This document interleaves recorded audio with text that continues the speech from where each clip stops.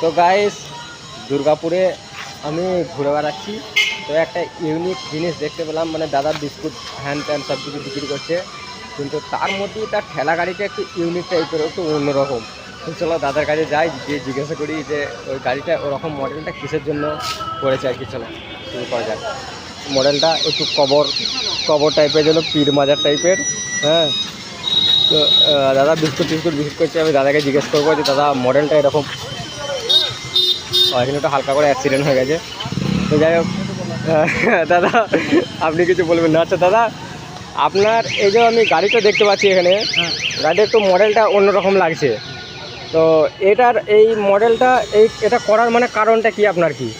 কারণটা হচ্ছে আমার এই দুর্গাপুর বেল্টে এইরকম গাড়ি ব্যবহার করা হয়। আচ্ছা, সেই কারণে আমাদের এখানে এই গাড়ি চলতি বেশি।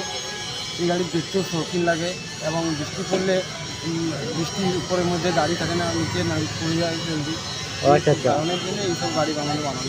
হ্যাঁ, কিন্তু আমার তো দুর্গাপুরে বাড়ি নয়, আমার বাড়ি হচ্ছে বর্ধমানে।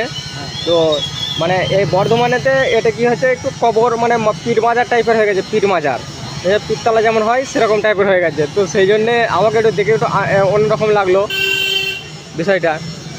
আমাদের এখানে তো এইরকম গাড়ি চলতে বেশি আছে। ও আচ্ছা আচ্ছা, এই জন্য এইসব গাড়ি আমাদের বানানো হয়েছে। এইসব গাড়ি আমাদের দেখতেও কাস্টমার পায়, হ্যাঁ মাল বেচতে সুবিধা হয়। আচ্ছা, মানে যে কোনো মাল দেখতে পেয়ে যায়, তাতে কাস্টমারের অনেক পছন্দ হয়। হ্যাঁ, এই জন্যই এই গাড়ি বানানো।